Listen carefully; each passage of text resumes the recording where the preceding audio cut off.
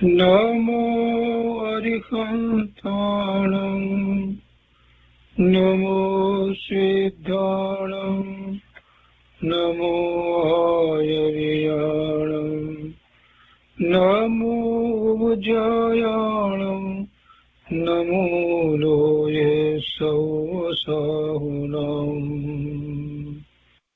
અસપંચનમોકારો સર્વપાવપનાશનો મંગલાણં ચ સૌર્યતે પરમં અવૈમંગલम् અજ્ઞાનતિમિરંધાનાં જ્ઞાનાંજનશલાકયા ચક્ષુન્મીલિतं येन તસ્મૈ શ્રીગુરવે નમઃ મુખાદિવ્યાકુક્ષિરત્નં શબ્દજિતવર્યાત્મજં શ્રીરાજચંદ્રયહું વંદે તત્વલોચનદાયકં પ્રભુતત્વલોચનદાયકં.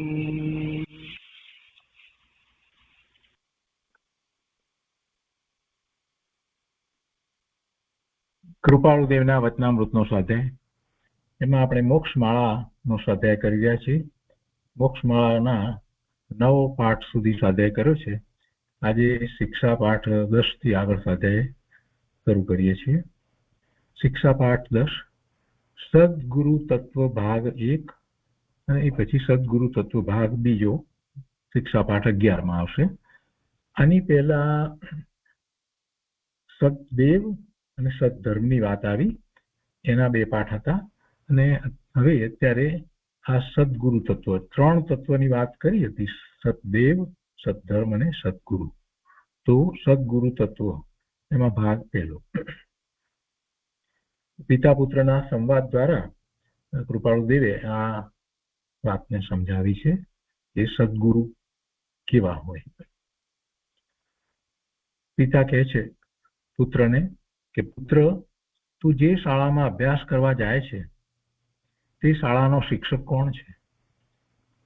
પુત્રએ જવાબ આપ્યો, પિતાજી, એક વિદ્વાન અને સમજુ બ્રાહ્મણ છે. પિતા, તેની વાણી, ચાલ ચલગત વગેરે કેવા છે? પુત્ર કહે છે, એના વચન બહુ મધુરા છે, એ કોઈને અવિવેકથી બોલાવતા નથી અને બહુ ગંભીર છે. બોલે છે ત્યારે જાણે મુખમાંથી ફૂલ ઝરે છે. કોઈનું અપમાન કરતા નથી અને અમને સમજણથી શિક્ષા આપે છે. પિતાએ કહ્યું કે તું ત્યાં શા કારણે જાય છે તે મને કહે જોઈએ. પુત્ર કહે છે કે આપ એમ કહો છો પિતાજી, એવું પૂછો છો, શા માટે જાઓ છો? એમ સંસારમાં વિચક્ષણ થવાને માટે યુક્તિઓ સમજવું, વ્યવહાર નીતિ શીખવું, એટલા માટે થઈને આપ મને ત્યાં મોકલો છો. પિતા કહે છે કે તારા એ શિક્ષક દુરાચરણી કે એવા હોત તો? પુત્ર કહે તો બહુ માઠું થાત. અમને અવિવેક અને કુવચન બોલતા આવડત, એટલે એવું શીખવાડત. વ્યવહાર નીતિ તો પછી શીખવે પણ કોણ? પિતા આગળ કહે છે, જો પુત્ર, એ ઉપરથી હું હવે તને એક ઉત્તમ શિક્ષા કહું. જેમ સંસારમાં પડવા માટે વ્યવહાર નીતિ શીખવાનું પ્રયોજન છે, એમ ધર્મતત્વ અને ધર્મનીતિમાં પ્રવેશ કરવાનું પરભવ માટે પ્રયોજન છે. જેને નિર્ણય થયો છે પુનર્જન્મનો, પરભવનો, એને જ ખ્યાલ આવે છે કે પૂર્વે પણ મારા ઘણા ભવ થયા છે અને ભવિષ્યમાં પણ મારા ભવ થશે. તો વર્તમાનમાં જે છે એવા જ ભવ થાય એવું કઈ રીતે કહી શકાય? કદાચ વર્તમાનમાં ખૂબ અનુકૂળતા હોય તો. અને જેવા ભાવ કરવામાં આવે એવા ભાવ થાય, પણ છેવટે ભાવ તો થાય. અને એવું ક્યાં સુધી થઈ શકે કે બધી અનુકૂળતાઓ સહિતના ભાવ થાય? એ બધી વાતનો જો જીવ વિચાર કરે તો એને ખ્યાલ આવે કે છેવટે તો ભલે અનુકૂળતા હોય તો પણ દુઃખ તો છે જ. જન્મ જરા મરણનું દુઃખ તો છે જ. આ બધી વસ્તુનો જ્યારે જે વિચાર કરે છે તો એ પુનર્જન્મનો નિર્ણય કરી અને પછી મારો હવે પછીનો ભાવ એવો થાય કે જેથી કરીને ભવના અંત આવે. અને એ માટે એ પૂર્વ તૈયારી રૂપે આ ભવની અંદર વર્તમાનમાં જે અનુકૂળતાઓ પ્રાપ્ત થઈ છે, જૈન દર્શન પ્રાપ્ત થયું છે, તો એ દ્વારા એ પ્રયત્ન કરે છે. મનુષ્ય જીવનમાં જો કાંઈ કરવા જેવું હોય તો સમ્યક તો પ્રગટ કરવા જેવું છે. અને એમ કરીને આગળ મોક્ષ માર્ગમાં પ્રવર્તન થાય તો જ સાચા ધર્મની પ્રાપ્તિ થઈ અને એ દ્વારા એ પૂર્ણ મુક્ત દશાને પ્રાપ્ત કરી શકે. એટલે એ ધર્મ તત્વ છે. તો કે છે અહીંયા પિતા એના કહે છે કે ધર્મ તત્વ અને ધર્મ નીતિમાં પ્રવેશ કરવાનું પરભવ માટે પ્રયોજન છે. પરભવને માટે ધર્મ અને ધર્મ નીતિ અત્યારે તમારે સમજવા જોઈએ અને એવું આચરણ કરવું જોઈએ. જેમ તે વ્યવહાર નીતિ સદાચારી શિક્ષકથી ઉત્તમ મળી શકે છે, તેમ પરભવ શ્રેયસ્કર ધર્મ નીતિ ઉત્તમ ગુરુથી મળી શકે છે. ઉત્તમ ગુરુ દ્વારા ધર્મ નીતિ એટલે કે ધર્મ તત્વની સમજ અને ધર્મનું આચરણ એ બધું ઉત્તમ ગુરુ દ્વારા પ્રાપ્ત થઈ શકે છે. અને એ પ્રાપ્ત થયા પછીથી જીવ પરભવ માટેની પૂરી તૈયારી કરી શકે છે. વ્યવહાર નીતિના શિક્ષક અને ધર્મ નીતિના શિક્ષકમાં બહુ ભેદ છે, એટલે બહુ ફેર છે. એક બિલોરીનો કકડો એટલે પેલા બિલોરી કાચ, સામાન્ય કાચ હોય છે, એનો કાચનો ટુકડો, તેમ વ્યવહાર શિક્ષક અને અમૂલ્ય કૌસ્તુભ એટલે એવું રત્ન, જેમ આત્મધર્મ શિક્ષક છે. આત્મધર્મ શિક્ષક કોણ હોય? એ તો ગુરુ. અને ગુરુનું ગુણસ્થાન તો કૃપાળુ દેવે 6ઠ્ઠું ગુણસ્થાન કહ્યું છે. એ સાચા ગુરુ હોય અને એમની તુલના કોઈની સાથે થઈ શકે નહીં. આગળ કહે છે અહીંયા પુત્ર જવાબ આપે છે કે શિરછત્ર એટલે પિતાજી, એમ આપનું કહેવું વ્યાજબી છે. ધર્મના શિક્ષકની સંપૂર્ણ આવશ્યકતા છે.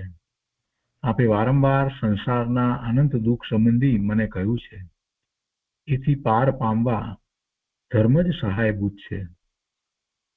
ત્યારે ધર્મ કેવા ગુરુથી પામીએ તો શ્રેયસ્કર નીવડે તે મને કૃપા કરીને કહો. એ પછીથી શિક્ષાપાઠ 11માં સદગુરુ તત્વ ભાગ બીજામાં પિતા એ વાત સમજાવે છે કેવા ગુરુ હોય. સાચા ગુરુ કોને કહેવાય, સદગુરુ કોને કહેવાય? તો પિતા કહે છે કે પુત્ર, ગુરુ 3 પ્રકારના કહેવાય છે: કાષ્ટ સ્વરૂપ, કાગળ સ્વરૂપ અને પથ્થર સ્વરૂપ. કાષ્ટ સ્વરૂપ ગુરુ સર્વોત્તમ છે, કારણ સંસાર રૂપી સમુદ્રને કાષ્ટ સ્વરૂપી ગુરુ જ તરે છે. પોતે સંસારને તરી જાય છે અને બીજાને પણ પછી એ તારે.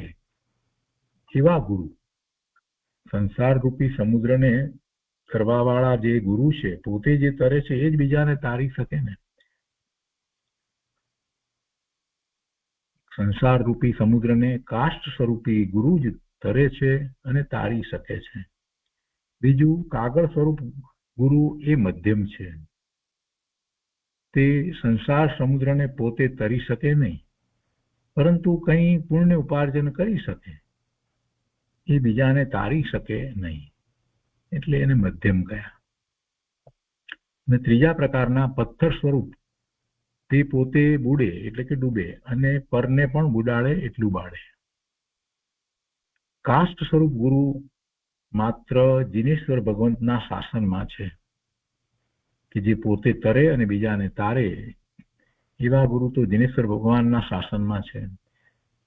જે જિનેશ્વર ભગવાનની આજ્ઞા અને આમન્યામાં રહ્યા છે અને જે મુનિ છે છઠ્ઠા ગુણસ્થાનની દશામાં એ જીવો ને કલ્યાણકારી ઉપદેશ આપે છે. શાસ્ત્ર દ્વારા પણ એવી ધર્મ પ્રભાવના કરે છે. પણ બાકી બે પ્રકારના જે ગુરુ કયા તે કર્મ આવરણની વૃદ્ધિ કરનાર છે. કર્મના આવરણ તો જીવને છે જ અને પાછી એની વૃદ્ધિ થાય એવા ઉપદેશો આપે. આપણે બધા ઉત્તમ વસ્તુને ચાહીએ છીએ અને ઉત્તમથી ઉત્તમ મળી શકે છે. ઉત્તમથી ઉત્તમ મળી શકે છે. ગુરુ જો ઉત્તમ હોય તો તે ભવ સમુદ્રમાં નાવિક રૂપ થઈ સદધર્મના માં બેસાડી સદધર્મ નાવ એટલે સદધર્મ રૂપી હોડી સદધર્મ રૂપી નાવમાં બેસાડી પાર પમાડે. તત્વજ્ઞાનના ભેદ, સ્વ સ્વરૂપ ભેદ, લોકાલોક વિચાર, સંસાર સ્વરૂપ એ સગળું ઉત્તમ ગુરુ વિના મળી શકે નહીં. ત્યારે તમને પ્રશ્ન કરવાની ઈચ્છા થશે કે એવા ગુરુના લક્ષણ ક્યાં ક્યાં છે? તો તે હું કહું છું. જિનેશ્વર ભગવાનની બાખેલી આજ્ઞા જાણે, તેને યથાતથ પાળે. સાચા ગુરુ હોય એ જિનેશ્વર ભગવાનની આજ્ઞામાં જ રહે. એ ક્યારેય આમન્યા તોડે નહીં અને આજ્ઞાનો ભંગ તો કરે જ નહીં. જિનેશ્વર ભગવાને જે આજ્ઞા કરી છે એ બધા જીવોને માટે કરી છે અને એવી જે આજ્ઞા અને આમન્યામાં છે એ જ ખરેખર જૈન છે. એટલે એવા જિનેશ્વર ભગવાનની બાખેલી આજ્ઞા જાણે, તેને યથાતથ પાળે અને બીજાને બોધે એવા ગુરુ. વળી કહે છે કે કંચન કામિનીથી સર્વભાવથી ત્યાગી હોય, વિશુદ્ધ આહાર જળ લેતા હોય, 22 પ્રકારના પરિસો સહન કરતા હોય, શાંત એટલે ક્ષમાવંત, દાંત એટલે જે ઇન્દ્રિયોનું વિષયોનું દમન કરતા હોય, નિરારંભી એટલે કોઈ પણ પ્રકારના આરંભ વગેરે કરતા ન હોય,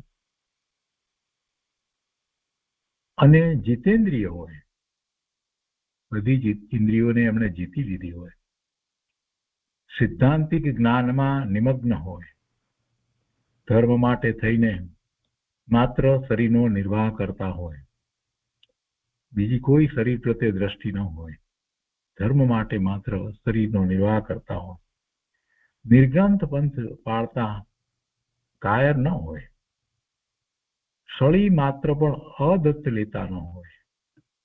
અદત્ત એટલે દીધા વગર લેવું, આપ્યા વિના લેવું. સળી માત્ર પણ આપ્યા વિના લેતા ન હોય. સર્વ પ્રકારના આહાર રાત્રિએ ત્યાગ્યા હોય, સમભાવી હોય અને નિરાગતાથી સત્ય ઉપદેશક હોય, રાગ રહિત સત્ય ઉપદેશ આપતા હોય. ટૂંકમાં તેઓને કાષ્ટ સ્વરૂપ સદગુરુ જાણવા. પુત્ર ગુરુના આચાર જ્ઞાન એ સંબંધી આગમમાં બહુ વિવેકપૂર્વક વર્ણન કર્યું છે. જેમ તું આગળ વિચાર કરતા શીખતો જઈશ તેમ પછી હું તને એ વિશેષ તત્વો બોધતો જઈશ. પુત્ર કહે છે, પિતાજી આપે મને ટૂંકામાં પણ બહુ ઉપયોગી અને કલ્યાણમય કહ્યું. હું નિરંતર તે મનન કરતો રહીશ. એ રીતે 11મો પાઠ પૂરો થયો. 10મો અને 11મો પાઠ. એમાં સદગુરુ વિશેની વાત કૃપાળુદેવે પિતા પુત્રના સંવાદ દ્વારા આપણને સમજાવી. એ પછી 12મો શિક્ષા પાઠ છે, ઉત્તમ ગ્રહસ્થ. શિક્ષા પાઠ 12માં ઉત્તમ ગ્રહસ્થ એની વાત કરી છે. સંસારમાં રહ્યા છતાં પણ ઉત્તમ શ્રાવકો ગૃહાશ્રમથી આત્મ સાધનને સાધે છે. બધા મુનિ દીક્ષા ગ્રહણ કરી લે એમ નથી બનતું, પણ છતાંય એ સંસારમાં રહીને પણ પોતે ઉત્તમ શ્રાવક બની શકે છે. પાંચમું ગુણસ્થાન આવી શકે છે. સંસારમાં રહ્યા છતાં પણ ઉત્તમ શ્રાવકો ગૃહાશ્રમીથી આત્મસાધનને સાધે છે. એટલે ગૃહાશ્રમથી આત્મસાધનને સાધે છે એમ નહીં, પણ ગૃહાશ્રમમાં રહ્યા છતાં પણ, એમાં રહ્યા છે છતાં પણ પોતાની આત્મસાધના એવી કરે છે જેમાં પાંચમા ગુણસ્થાન જેવી દશા હોય. તેઓનું ગૃહાશ્રમ પણ વખણાય છે અને એ જ શ્રાવક કહેવાય. વાણિયાને ઘેરે જન્મ્યા એટલે શ્રાવક એવી વ્યાખ્યા નથી. પૂજા કરી આવી એટલે શ્રાવક એમ કઈ અર્થ નથી થતો. દિગંબર પૂજા હોય કે શ્વેતાંબર પૂજા હોય, ગમે તે હોય, કે પછી પ્રવચન સાંભળીએ સાધુ સાધ્વીના એટલે શ્રાવક થઈ જાય, એવી કોઈ વાત છે જ નહીં.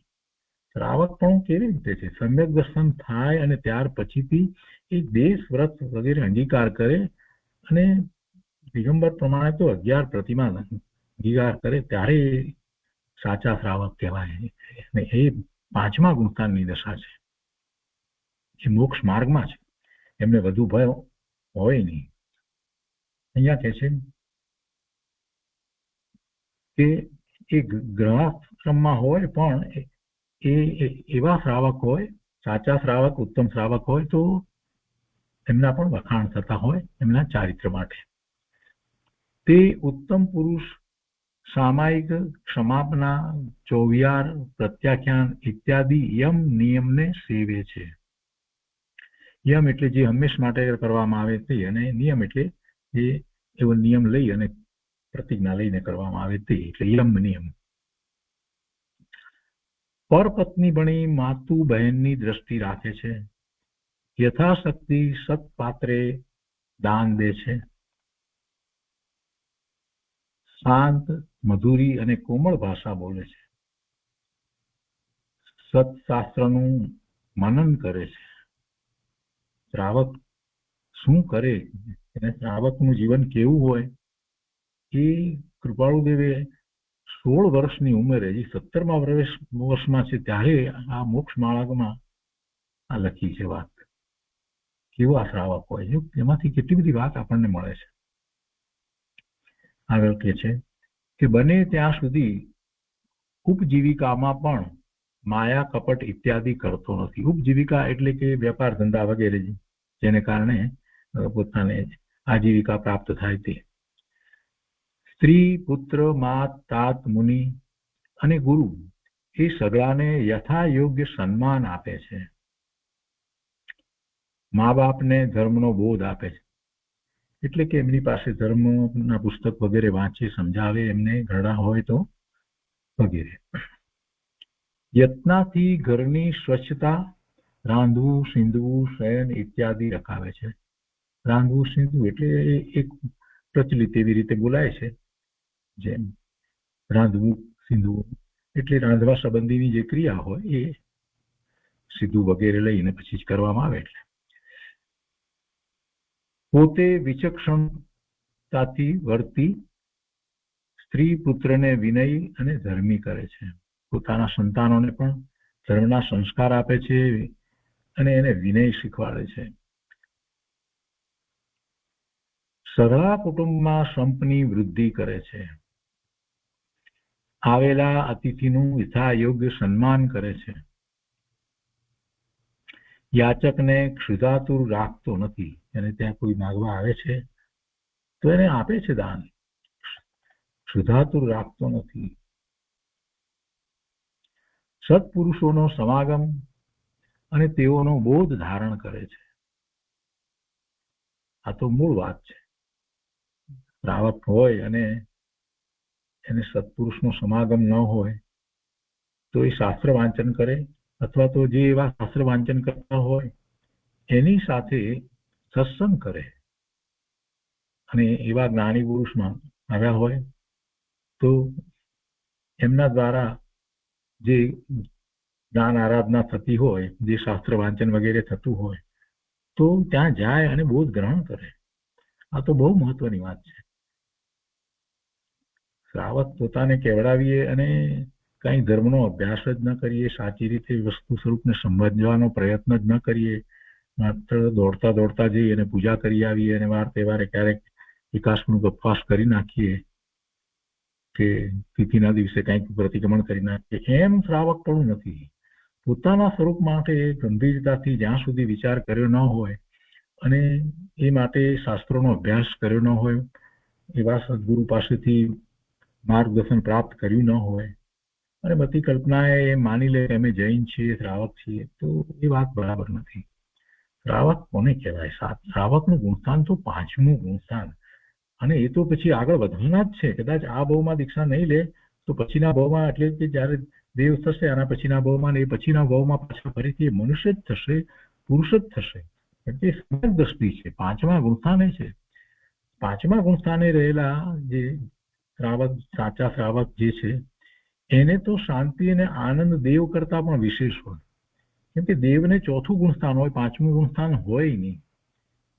એટલે અંતરંગ દશાનો વિચાર કરીએ તો પાંચમા ગુણસ્થાને જે મનુષ્ય જે છે એને દેવ, એવા દેવ, સર્વાસિદ્ધના દેવ ને બીજા બધા દેવ, જે પણ દેવ કહીએ એ બધા દેવ, સમ્યક દ્રષ્ટિ દેવ જે છે, વૈમાનિક દેવ, એ બધાને ગુણસ્થાન તો ચોથું જ હોય. એટલે ગુણસ્થાનની અપેક્ષાએ જોઈએ તો પાંચમું ગુણસ્થાન, એમાં તો એ વારંવાર પોતાના સ્વરૂપને સ્પર્શે, ચોથા કરતા વધારે વખત સ્પર્શે. મુનિ જેટલું નહીં, પરંતુ એટલે એને તો ઘણી શાંતિ હોય. ને ગુરુદેવે આ વાત તો ઘણી વાર કરી છે કે દેવ, સમ્યક દ્રષ્ટિ દેવ કરતા પણ પાંચમા ગુણસ્થાને અહીંયા જે છે મનુષ્ય, એને તો ઘણી શાંતિ અને ઘણો આનંદ હોય છે. એટલે એ તો એની મહત્વની મોટી વાત છે. સત્પુરુષોનો સમાગમ અને તેઓનો બોધ ધારણ કરે છે. સ્વમર્યાદ અને સંતોષ યુક્ત નિરંતર વર્તે છે. મર્યાદા સમજીને વર્તે છે, સંતોષ યુક્ત નિરંતર વર્તે છે. એટલે કે લોભ વગેરે હોતા નથી. યથાશક્તિ શાસ્ત્ર સંચય જેના ઘરમાં રહ્યો છે, શાસ્ત્ર પોતાના ઘરમાં એવા રાખે હોય, શાસ્ત્ર માટે થઈને એની પાસે એમ ન હોય કે ઘર નાનું છે અને જગ્યા ઓછી છે એટલે શાસ્ત્ર માટે ના, બીજી બધી વસ્તુ રાખે. અત્યારે વર્તમાનમાં એવું ચાલી રહ્યું છે, ધર્મના પુસ્તકો જે છે એ જ એને નડે એ કાઢી નાખે. સૌથી પહેલું કાંઈ પણ કાઢવાની વાત આવે તો જગ્યા કરો, કાઢી નાખો. એવું ના હોય.